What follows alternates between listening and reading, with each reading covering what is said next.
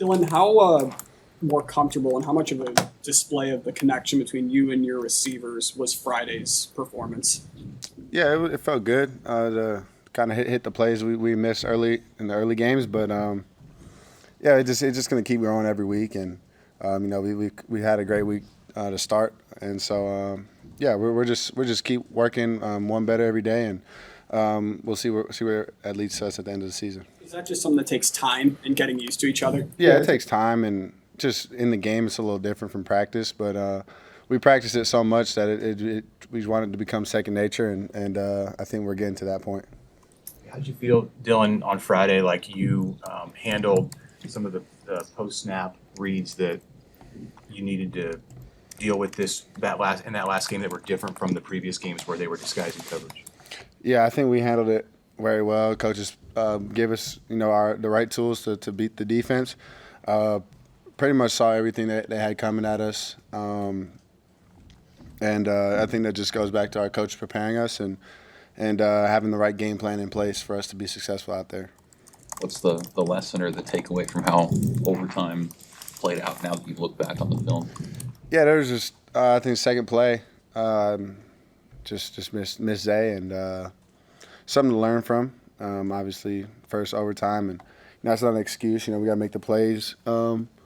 But I mean, we'll have another overtime game. Hopefully not anytime soon, but we'll be ready for the next one when that comes.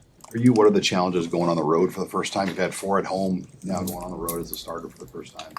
Yeah, I think nothing changes for us other than we'll be wearing white jerseys instead of red, and try to go out there and play our best football, and it'll just be in a different stadium. And I think everyone's excited to change scenery and be in a different state and a different stadium. So I think all the guys are excited, and we all get to be together on the road, which makes it even better.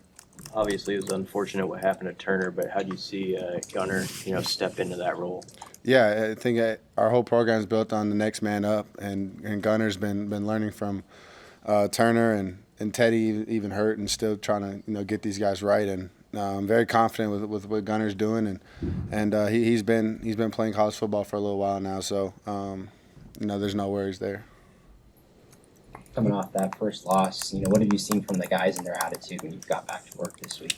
Yeah, we just got back to who we are. Kind of drifted from what we really stand for in our program, and kind of nipped us in the butt.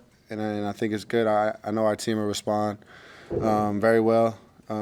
Just the last, playing on Friday kind of sucks. Even especially losing, you got Saturday and Sunday to kind of just dwell on it and think about it. But once we got in, yesterday and today, we just, we got back to the basics and to do what we do is play Husker football.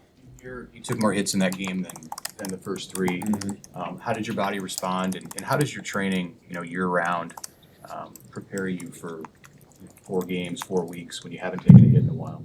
Yeah, we had another day to recover, so use that as a benefit. But no, I mean, you prepare. That's what you train all off season for, is to get hit in the big games. And yeah, my training all year round, I think helps us. I call it being bulletproof. You try to be able to play as long as you can at the best level you can. So just that's the intent behind all our training that we do, and then all the extra stuff, the stretching, the different movements that I do. But yeah, I think our O-line protected well, and with the defense they played, it just allowed them to get some pressure, and that's football, and you gotta stand in there and make throws. Dylan, what's your early evaluation on Purdue's defense? Yeah, I think they play really hard. The coordinator actually came from Illinois, so similar traits there.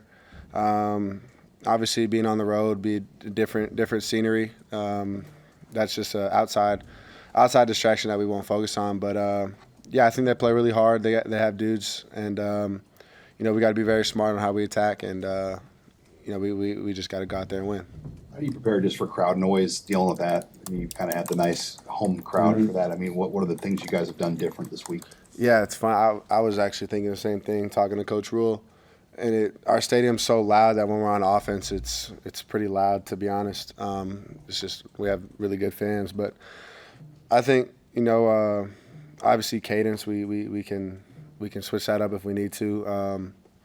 But no, it's just all around execution and everyone being on the same page. So I don't expect anything different from our offense, and I know our guys will be ready to respond and get back on track. Hey, can you share a little bit about your approach on not always throwing the ball as hard as you can, on using touch and throwing receivers open, and how that part of your game has evolved? Yeah, I think there's a time and place of when you want to zip a ball and when you want to touch it. I guess it's kind of just a field thing for me. Work on both types of throws. I mean, it's just an instinct that's been trained over and over again. Whether it's man coverage and you're throwing a guy away from coverage, or if it's zone and you have someone underneath, but you got to throw over him. So it's just things that you got to react to in the game right away. And I think Coach Thomas has done a great job of preparing all those scenarios for us. So when it happens in the game, we just react and play. Thanks. Thank you.